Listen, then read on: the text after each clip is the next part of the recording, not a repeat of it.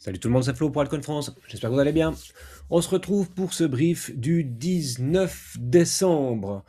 Aux nouvelles du jour, toujours des informations intéressantes sur la possibilité du marché tradit d'investir dans des sociétés autour de la blockchain, de proche en loin, les, voilà, les institutions boursières qui se rapprochent de plus en plus.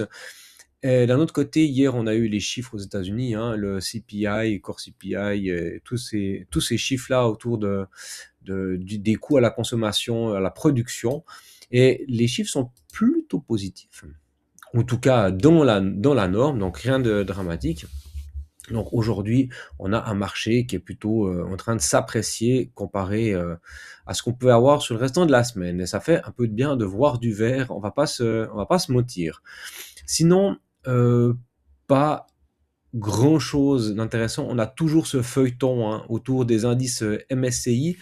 Je vous rappelle que ça porte sur le fait que certaines entreprises qui ont des réserves stratégiques avec des cryptos pourraient changer de catégorie et du coup se faire exclure de certains marchés, ce qui entraînerait soit la vente forcée de leur trésorerie pour rester dans une certaine cotation, ou alors eh bien en fait le fait de sortir de certains marchés.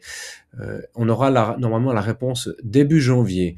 Donc voilà, est-ce que le marché va pricer ce genre de choses-là pendant le mois de décembre? On verra bien. Toujours est-il que pour le moment, eh bien, on obtient quoi ces 2 derniers jours? Un rebond sur le S&P 500. Donc intéressant parce qu'on remonte au-dessus du premier arrêt. On avait cassé ce premier arrêt ici sur la bougie du 17 décembre.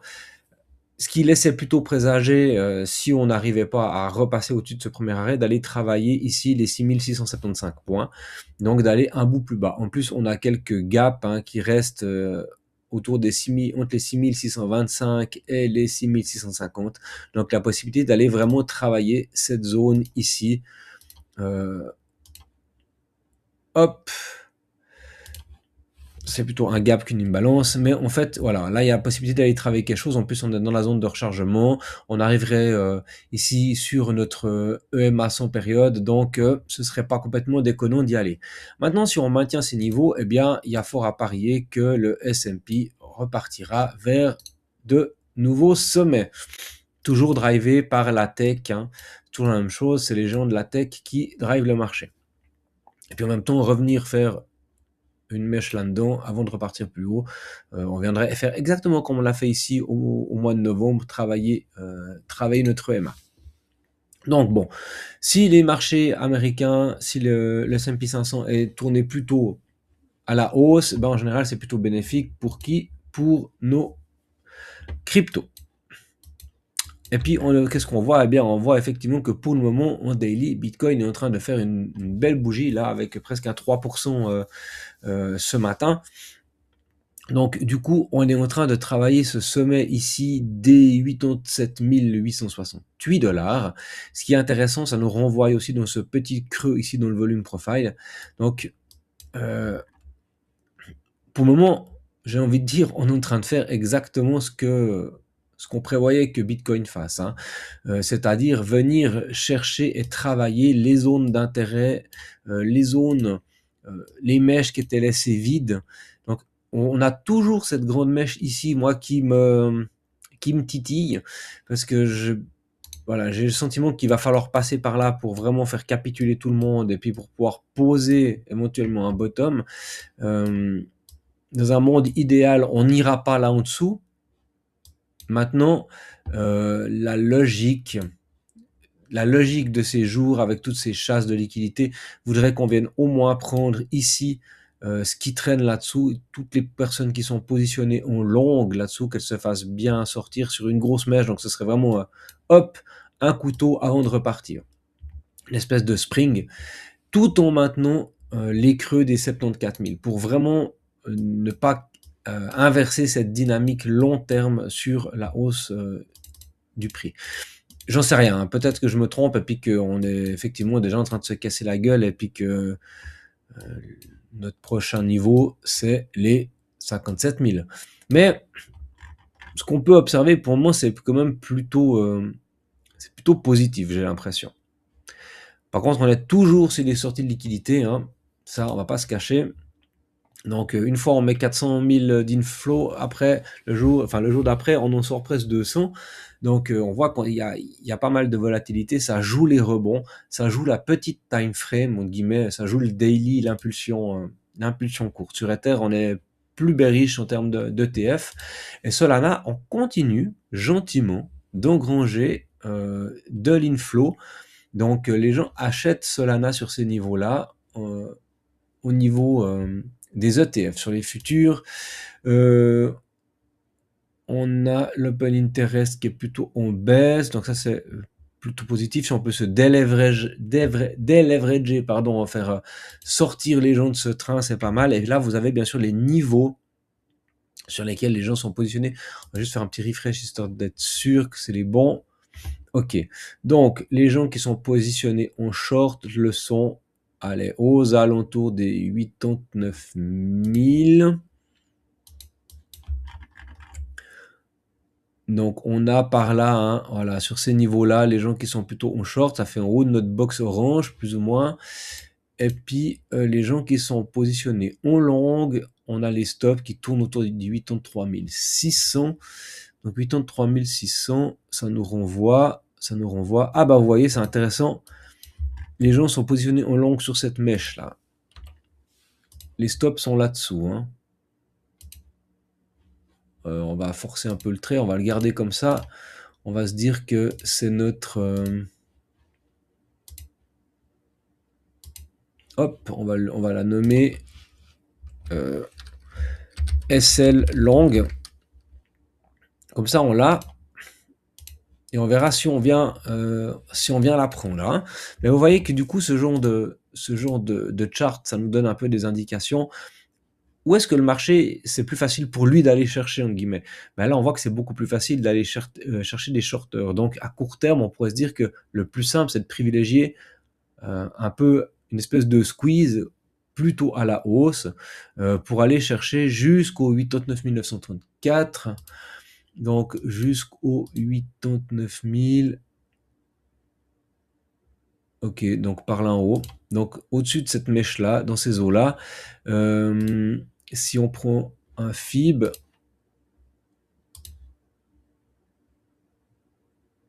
ok, on est sous la zone de rechargement de short, hein.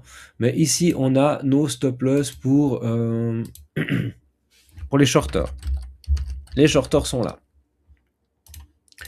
Donc, voilà, soit on va osciller un bout dans ce range, soit on va aller chercher un avant de chercher l'autre, sans doute. Vu qu'on est plutôt orienté à la hausse, j'imagine qu'on va plutôt aller chercher faire une mèche, un peu comme on a fait ces derniers jours, avant de ravaler un peu. Maintenant, si les news sont considérées comme positives, qu'on a passé l'effet de peur des annonces au Japon et toutes ces choses-là, eh bien, peut-être qu'on peut revenir travailler, hein. Donc, vous avez la zone de short qui se trouve plus ou moins au niveau du tunnel 4 heures ici, entre les 90 000 et les 92 000.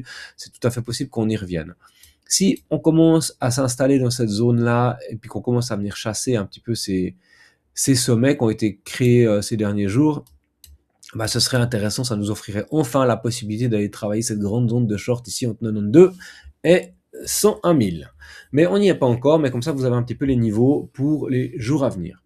Maintenant, en une heure, qu'est-ce qu'on a? En une heure, on a de l'imbalance à venir retravailler, on a le MACD qui est plutôt positif, un petit peu de volume qui c'est pas foufou. En termes d'OBV, ça va. Du coup, ce qu'on pourrait faire éventuellement, on a plein d'imbalances qui traînent, c'est revenir, je vais vite enlever ça, comme ça on y voit plus clair.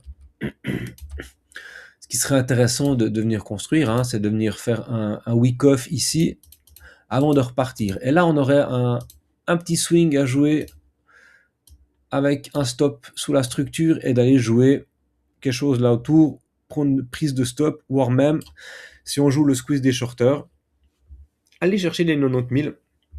Puis vous voyez que ça nous fait enfin en tout cas les 8,89, et ça nous fait un joli RR de 3,28. Donc pour les traders, il y a des entrées à jouer, il y a des coups à chercher.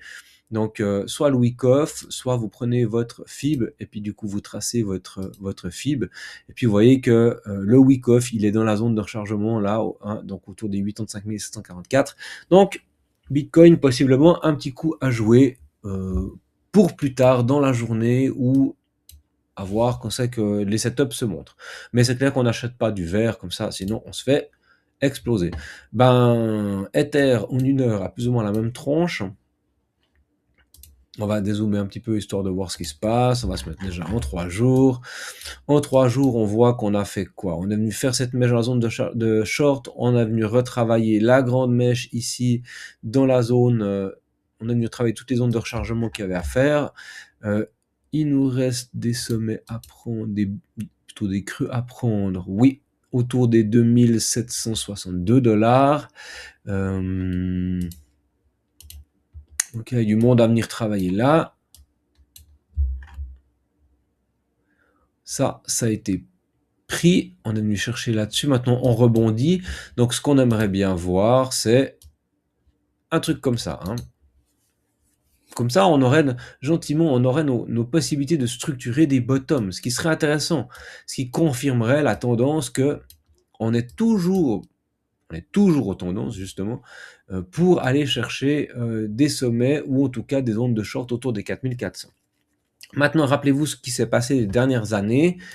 Dans les derniers cycles, on a eu à chaque fois ces rebonds hein, qui se sont passés où on est venu vraiment faire ce creux.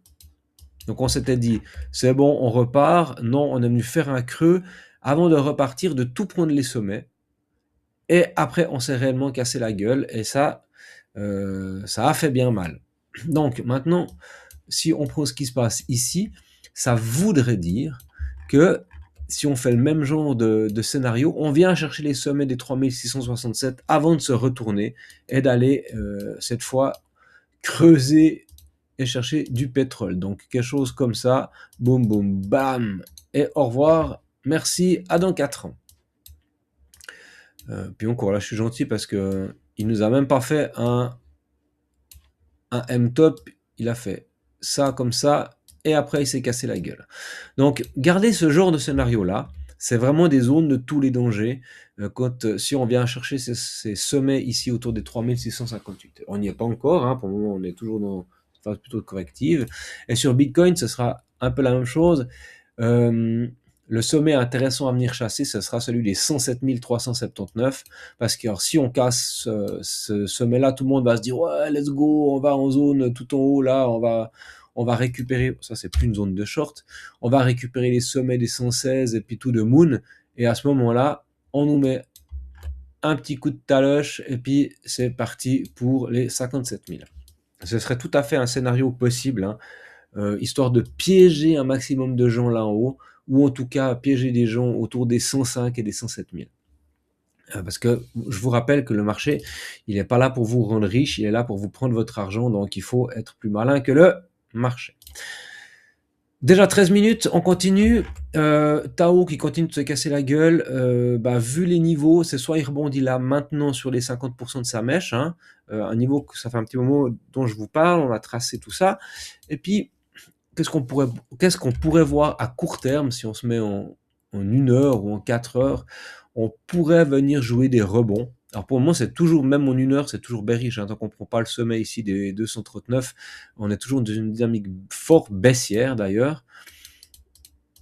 Par contre, on voit qu'on a les indicateurs, on a le MACD qui repart clairement sur quelque chose de plus bullish.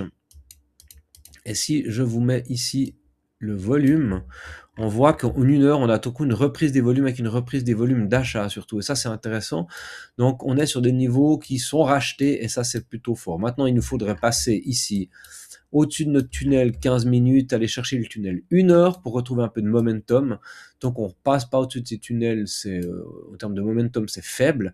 Par contre, eh bien, il y a des coups à jouer en termes de simples rebonds. Donc, s'il veut bien me trouver le bottom, voilà, tac. Vous avez le premier arrêt ici autour des 253 $, et puis après les zones de short qui seraient justement dans ce tunnel qui va arriver dans ce tunnel 4 heures sans doute. Et là, on aurait des setups si tout d'un coup on nous montre justement la possibilité de jouer des choses comme ça, eh bien, vous commencez à comprendre les setups qu'on peut faire. C'est un stop avec un premier TP au premier arrêt et jouer le rebond. Sans doute chercher des niveaux intéressants. Les niveaux intéressants, où c'est qu'on en a? Eh bien, on a les imbalances en 1 heure qui sont ici, par exemple, 279 jusqu'à 277. Donc ça, c'est des niveaux qui sont intéressants à venir prendre. Donc c'est parfaitement des niveaux pour mettre des TP. Alors de toute façon, le premier arrêt et ensuite là autour, peut-être là au milieu, autour des 266, avec encore, bah voilà, un dernier TP autour des 280 $. Voilà. Syrup, même chose en 1 heure, très joli. On voit qu'il commence à poser un petit peu du bottom. En tout cas, on a une structure. Rien ne nous empêche d'aller plus bas, mais on est sur des niveaux qui sont très intéressants sur Syrup. C'est vraiment des niveaux de rachat. Alors, on peut aller plus bas, clairement. On a des niveaux, vous voyez, les petits traitiers, autour des 0,19, 0,18. Il y a des niveaux à aller chercher. Clairement, 0,18, c'est des niveaux qui se rachètent. On a de l'imbalance qui est resté encore en daily, mais globalement, sur Syrup, on est sur des niveaux de rachat, des niveaux qui sont intéressants pour jouer des retracements. En plus, vraiment, au daily, vous voyez, là, cette fois, on a un peu cette confirmation. Il faudrait clôturer quelque chose par là, mais c'est des niveaux en 3 jours, c'est des niveaux qui se rachètent. Pourquoi? Parce que simplement, on a la possibilité de jouer des rebonds. Techniquement, on a la possibilité de jouer des rebonds. J'ai mis où mon... Hop, comme ça. Voilà. Et on a des RR qui sont plutôt intéressants. En termes de volume, on n'a toujours pas de reprise. Ça, c'est un petit peu ennuyeux pour aller jouer un rebond plutôt fort. On aimerait revoir un peu des mèches de volume plutôt fortes. Par contre, les indicateurs sont orientés à la hausse. Et puis, vous voyez, malgré la baisse, on a quand même l'OBV qui reste orienté boule. Et ça, c'est positif sur Syrup. VET, ça fait quelques jours qu'on vous en parle, qu'on le suit, qu'on le chasse, qu'on le trade. Les membres Elite Investor, je vais vous montrer dans les performances clients, eh bien, on réussit pour certains, où c'est que j'ai vu ça, voilà, ça fait déjà il y a 4 jours, mais on est sur des 200%, donc ils ont plutôt chassé cette mèche-là, mais on continue d'avoir des setups ouverts. Moi, j'ai un setup qui s'est créé, où j'ai pu identifier de la structure, rentrer sur un petit retracement avec un ordre d'entrée ligne. Mon stop est sous la structure et pour le moment, eh bien, mon premier TP a été validé ici à 0,245 typiquement. Donc on est juste venu prendre ma mèche. Et qu'est-ce que j'ai fait? Vu que le contexte de marché est toujours assez incertain, eh bien j'ai remonté mon stop loss à 0,216. Comme ça, si on a un M qui se crée, eh bien, je suis sorti, j'ai pris un petit TP, je suis en gain, et puis après, le marché peut faire bien ce qu'il veut, j'en aurai rien à cirer. Et si au contraire, eh bien, ce marché décide de m'offrir la possibilité d'aller chercher quelque chose plus haut, eh bien, tant mieux, ce sera très bien. Donc pour le moment, voilà, on voit qu'on a une perte de momentum qui est plutôt importante, mais les indicateurs restent orientés bull. On a une perte de volume par contre, ça c'est un petit peu plus ennuyeux, mais sinon tout le reste, pour le moment, on voit ce momentum qui s'affaiblit, mais le reste, ça reste positif. On continue sur les assets qui sont toujours assez intéressants. Je vous parlais régulièrement de Swissborg. Attention, on a une mèche. Là, on pourrait aller chercher ces niveaux. Donc, on pourrait corriger un petit peu.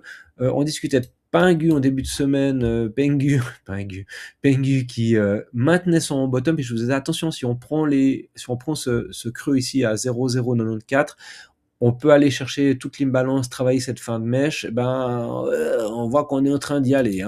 Donc méfiez-vous si vous aviez des positions là-dedans.